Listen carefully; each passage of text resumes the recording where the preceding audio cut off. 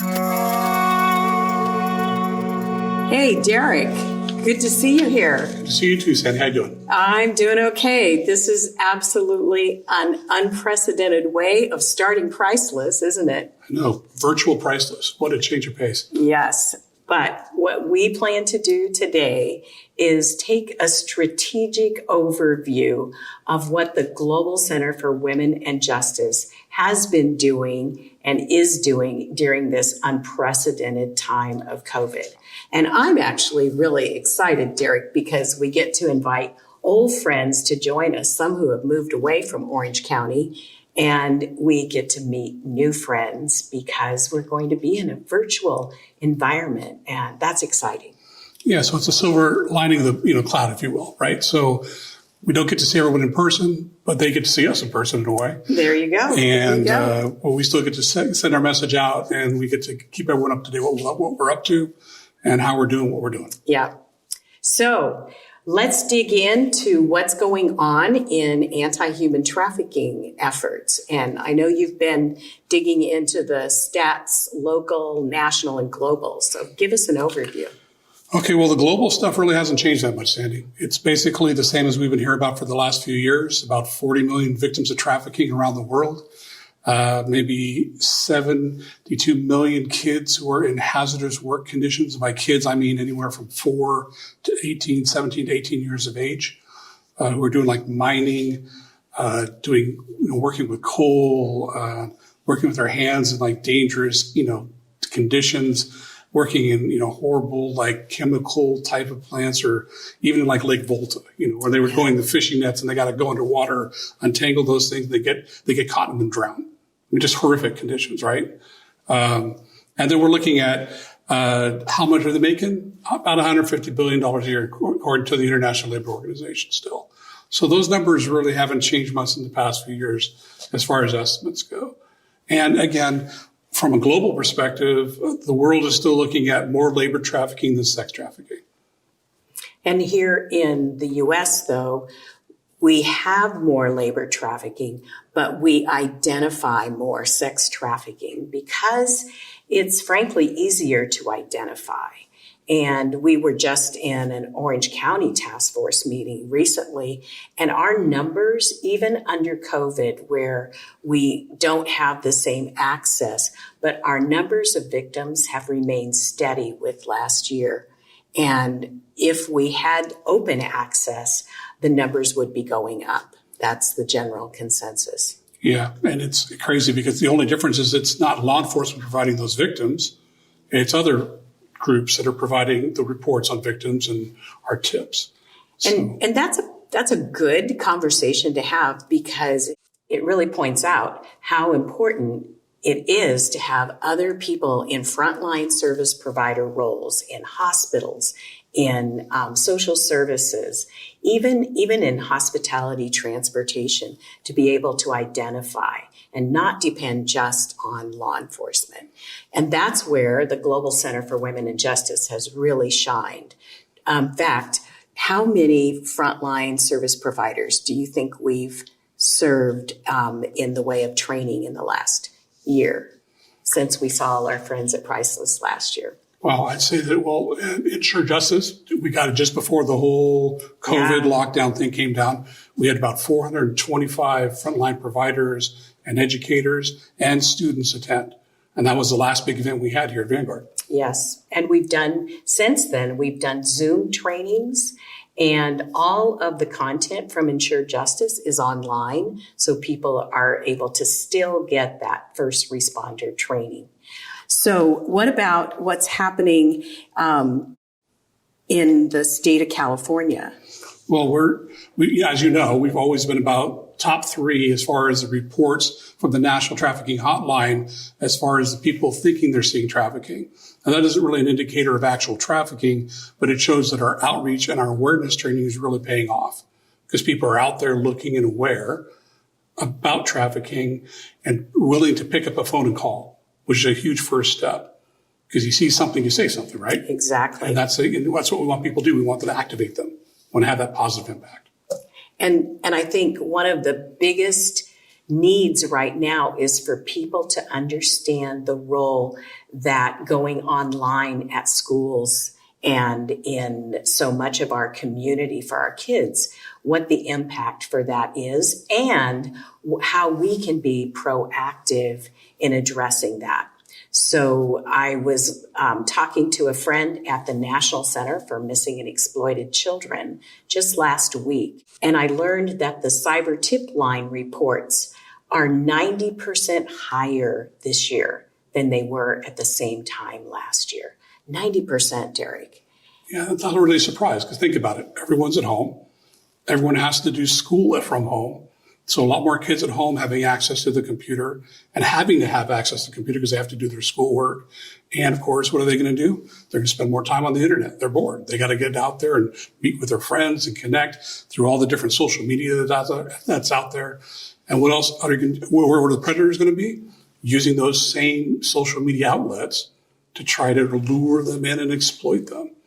Well, and the National Center for Missing and Exploited Children, they're looking for missing kids. So they have the ability to do facial recognition searches on the dark web as well. They have become aware of predators openly discussing the pandemic as an opportunity to entice unsupervised children into producing sexually explicit material.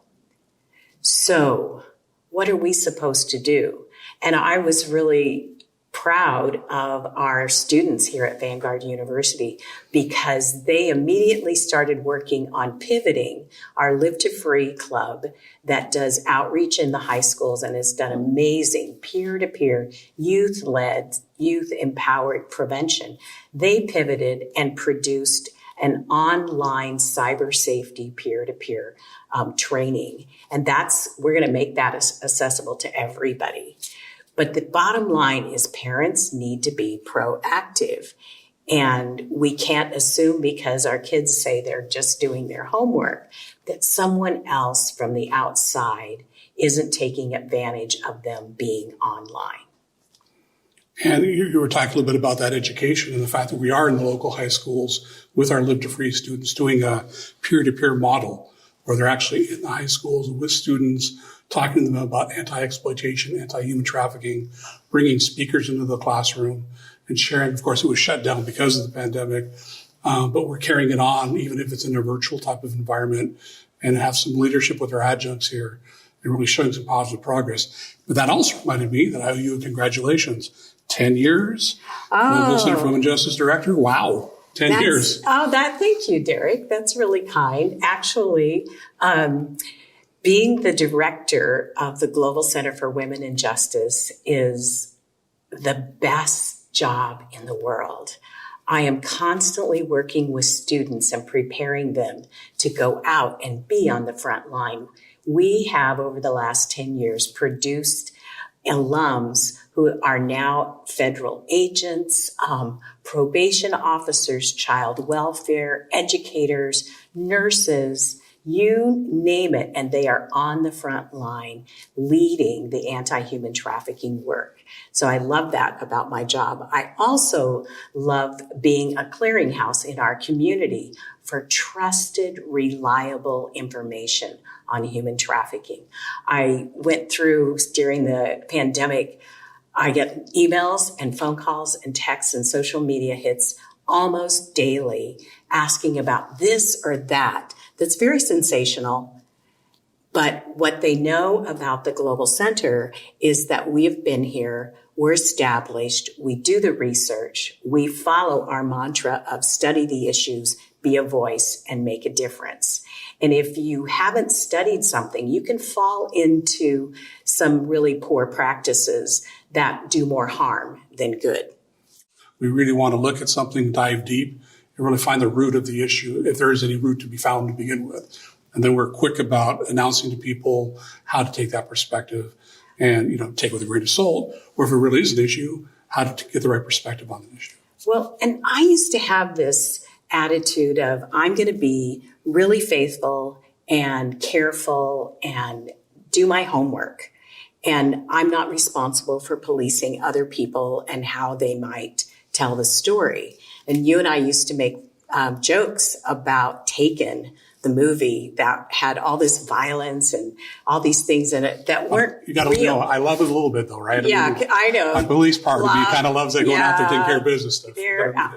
So, but most of the victims don't have a rock star dad. Sure. And there were just so many things wrong. But now, as I've been in this longer and longer and longer, I realize that I need to be a voice for those who have no voice. I'm listening to survivors who say, when they tell that sensational story, they misrepresent my story.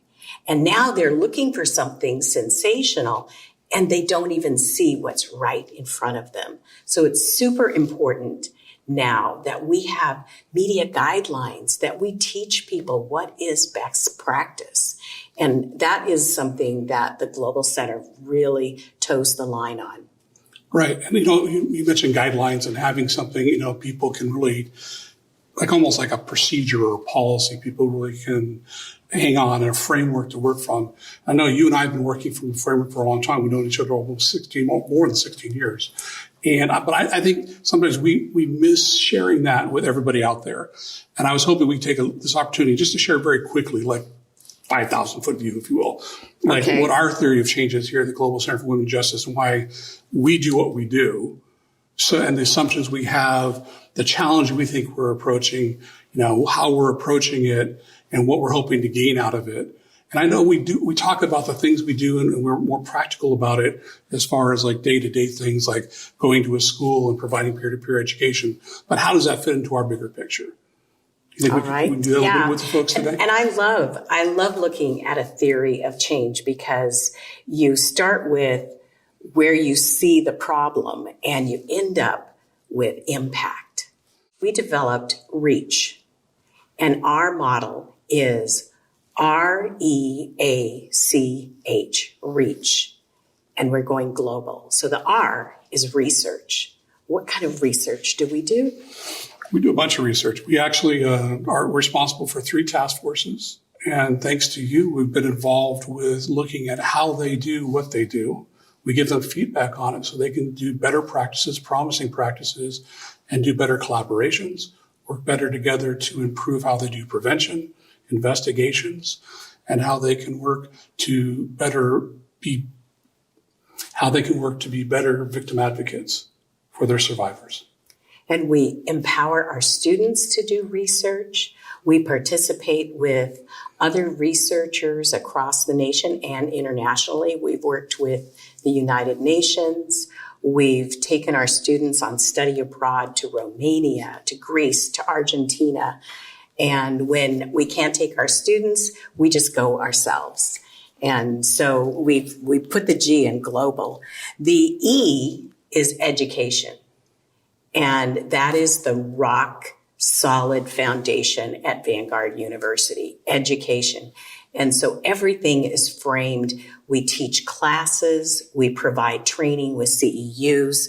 And one of the things that Derek already mentioned, the Ensure Justice Conference, is designed for students and frontline service providers. And as we began to understand that there were professionals already out there with a decade, maybe even 2 decades of experience in the front line, but no understanding of human trafficking, we had the platform to provide the structure to develop an online anti-human trafficking certificate program. So tell us what that is, Derek. You're the chief on that. Well, I get to be chief of something. That's pretty exciting for me. So I always want to be the boss of something. So it's exciting to be that. And I tell you what, when we first started the program, we started with 4 core courses. We expanded to 5. We had labor trafficking when I first came on a couple of years ago, full time. And now we're up to 13 courses. And I'm pretty excited about that because what that means is not only we have that many more options for people when they're taking the certificate program, which only requires 4 courses for the certificate, but that also allows us to work in concentrations for different majors. It also we're able to look at the option of minors, so we can have a human trafficking minor. And finally, if we were to go further with the pursuit of anti-human trafficking education, we could explore the possibility of having a human trafficking major, both at the undergraduate level and maybe even going into the master's degree level, which you've already done. I'm really excited to announce that we are able to expand the Women in Justice minor to a Women in Justice concentration in the Master's in Leadership Studies here. This is just started, and the first cohort starts in January. I want to talk just for a minute to you about why it's important that this is housed in the Global Center for Women and Justice. We've housed our anti-human trafficking efforts in the Global Center for Women and Justice because women are more vulnerable globally. The UN General Secretary this year stated that more than 70% of victims of human trafficking are women and girls. So the Global Center for Women and Justice already was positioned to address the vulnerabilities of patriarchy and domestic violence and child sexual abuse. These were already issues that are all at various aspects under human trafficking. So the Global Center for Women in Justice just expanded our umbrella and brought all of these things into intersection so we can discuss them as a whole rather than separate segmented topics. And I get that question a lot too, is like, do you just do human trafficking? Because we talk about the Women in Justice minor, we talk about gender issues, we talk about a lot of different issues like domestic violence, child abuse, women's sexual abuse, things like that. And I don't know if it's a beauty, but the complexity of human trafficking is such that there's so many criminal elements that fit under the umbrella of human trafficking that really the Global Center for Women and Justice is perfectly placed to address all of those individual elements as well as human trafficking as a whole. So we kind of use the crime of human trafficking as a kind of a linchpin, a cornerstone, but it's a way of explaining and approaching all of these different issues, both collectively and independently, in our education efforts and our advocacy efforts as well. And we try to model doing that together as part of a community. And one of the funnest things for me is when I meet somebody I haven't seen for a long time, and I introduce the Associate Director of the Global Center for Women and Justice, retired Deputy Chief Derek Marsh. And they said, I thought it was the Global Center for Women and Justice. And I said, it is. It is. Men have to be part of this conversation.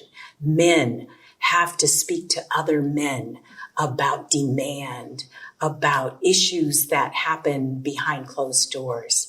And doing this together, that mutuality, builds strength and widens our platform. So I'm very grateful that Derek Marsh is the Associate Director here. Thank you. My pleasure. Yeah. Okay. So you've all learned the first part of REACH, research, education. The A is advocacy. And advocacy is a huge, advocacy has changed over the years. And my students now are teaching me about advocacy in ways I never imagined. Back when I was a student, we wrote a letter to a senator. No, now they've got entire advocacy plans that they put together all on social media, and change happens. But you can't start doing advocacy if you haven't studied the issues. So we work very carefully with our students to make sure that they have the freedom to express themselves with the guidelines and the structure and the support to do it well and be effective. We, our Live to Free team, we've mentioned already, they are respected across the nation for their work with high school and middle school students. We also do the Ending Human Trafficking podcast. The Ending Human Trafficking podcast now is in 119 countries. 2 years ago, we launched the Spanish language version, and it's in 33 countries now. So the advocacy includes educating people in our communities so they can become part of the solution. women in leadership, survivor focus groups. Advocacy takes all different kinds of shapes in order to hear their voices. And of course, the C in REACH is collaboration. And I can't tell you enough, and you already know this, obviously, but without collaboration, really things don't happen. And we've seen that over and over again with task forces or other groups that try to get together or don't get together and try to do it independently, and they fall flat on their face. And I can say from experience, first starting on this issue, being, I hate to say, like a newbie, if you will, right? Trying to get this all squared away and thinking, well, we're police and we can do this investigation. We can handle this issue like a regular criminal investigation. And I tell you, we did not do well. And so we quickly realized that we needed collaborators on a number of different levels from a number of different specialties and departments and sectors, really to be successful in our anti-trafficking efforts. And these collaborations we work with include the church communities through Care 68. We have, our collaborations with our education, with Orange County Department of Education, with the California OES, Office of Emergency Systems. We have the U.S. the U.S. Public-Private Partnership, which you happen to be a member of. Yeah, I'm really excited to represent the Global Center for Women and Justice in Washington, D.C., at the White House, in Congress, in the State Department, because we bring the lessons we've learned here in the local level to a national level, and we create the space to have conversations, to represent survivor voices, and to maintain the work that needs to go on at the national level and the state and the local. And Sandie, of course, on the REACH, H stands for hope. And the first thing that really comes to my mind is the Survivor Gap Scholarship, where we have survivors of human trafficking who belong to Vanguard University, who we're able to provide some type of financial assistance for to come to college and get their college degree. And it's life-changing. I talked to a survivor recently who reminded me that by getting a degree, she will change not just her life, but those around her. She started talking to her cousins about when they go to college, and that had never been a conversation around their family table before. So it changes a lot of lives, not just one. I think the other aspect of hope that personally, as a longtime activist on ending human trafficking, is the platform for educating people. Once people know they want to be involved, and distributing best practice training to frontline service providers, educating everyday people, and especially reaching into our schools. That gives me hope for change. And you become part of that, and we want you to work with us on that. So what happens then? Well, obviously, one of our assumptions is that it's always better not to have a victim of trafficking than to have to treat a victim of trafficking. But obviously, if we have to treat a victim of trafficking, we want to do it the best way we can and make them a survivor who's independent, who has personal dignity and is able to find meaning in their life and hopefully provide meaning for other people as well. Our outcomes are pretty straightforward. We want to empower our students. We want to have them be engaged. We want them to go out there and make things happen. We want to make sure that the partnerships we establish, they sustain themselves, so they don't always need us to shepherd them through. We want to be a resource, but we don't want to be a crutch, right? We want to make sure that when we do prevention activities, they're proactive. We want to anticipate what's going to happen. We want to make sure people can anticipate too. And that's why we spend time in the classroom educating our students about these issues to make it go forward. We want our survivors to be independent, obviously, because that's, number one on our list. We want them to regain that independence, that, mindset, that dignity that got kind of trampled on, have that resilience. I love the word dignity. They need it. I mean, I honestly, I don't think they really lose it, but I think it just gets shuffled under all the crud that happens to them along the way, right? And obviously we're fighting for restorative justice. Because not everything ends at the criminal justice level. Just because someone gets put in jail or is held accountable, I mean, we still have other parts of the criminal justice system that need to work. Whether it could be administrative, it could be civil. These things need to work itself through. Maybe finding some of our foreign national victims some type of paperwork or some type of resolution so they can stay in the country or be reunited with their families after what's happened to them. And finally, we talk about a way of maybe taking what people are learning in our academic applications, our certificate program or in school, and be able to apply it as soon as they get out in the world.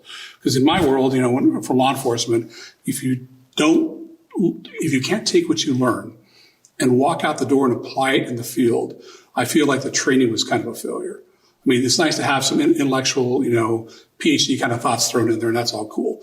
But I really want you to be able to work out there and apply it, whether you're doing an investigation, whether you're helping protecting victims, whether you're prosecuting a case or doing an investigation, whether you're doing prevention activity. If we can't help you better improve what you're doing in your world to help victims, to help your anti-trafficking efforts, then we're not doing our job. That's what we've been working for. And that's what an outcome we're really working for. And that's where we're going with this.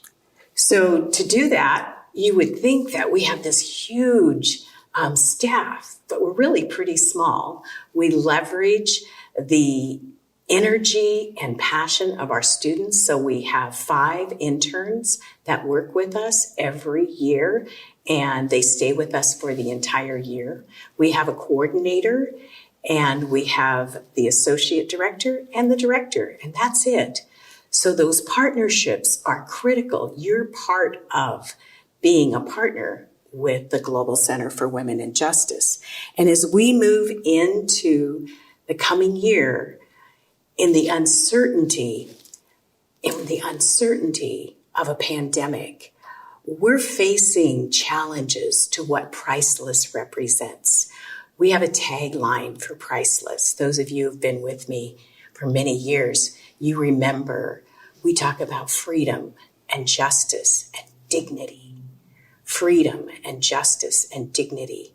And you've heard today that trafficking is not slowing down because of the pandemic. And the work is actually more intense, more challenging. We have to learn to pivot and find new ways of doing the same things and maintaining the same outcomes.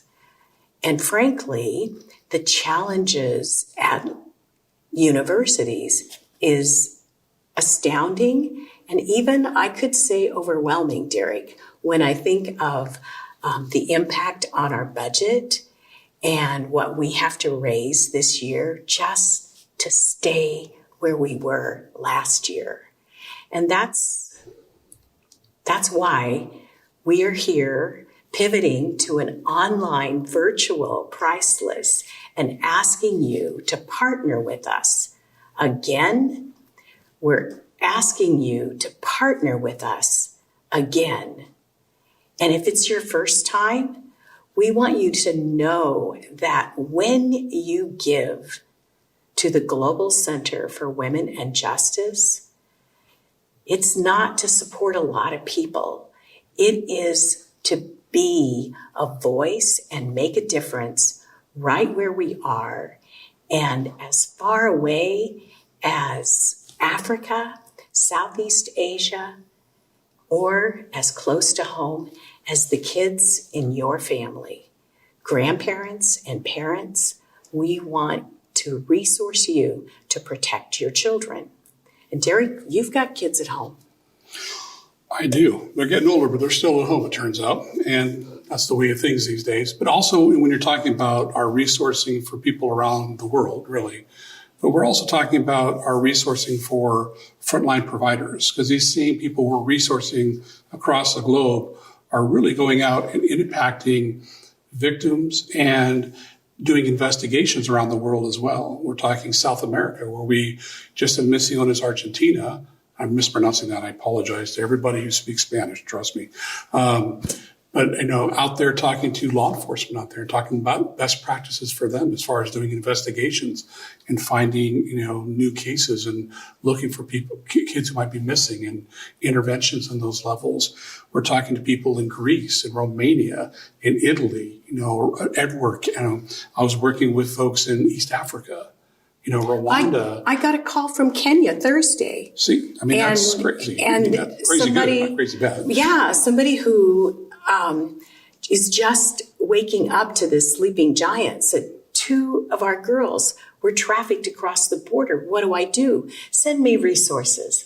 So I have to figure out how to do virtual training all the way in Kenya as soon as possible because they want to start working on this right now. And we still have to figure out how to balance the business of the day too. Right. Which is always hard to do with 3 full-time staff and 5 part-time staff, and our 5 part-time staff change over every year. So it's always a juggling act. And again, that's why we appeal to you to help us kind of mitigate that and help us move forward in our efforts and keep on increasing and making our impact as significant as it has been. And I'm really grateful to our priceless supporters. You have been the difference that keeps the Global Center for Women and Justice going. And adding new partners this year is critical to sustain what we have done and to grow into the places and the spaces that need training. They need research, education, advocacy, collaboration. They need hope. You said it.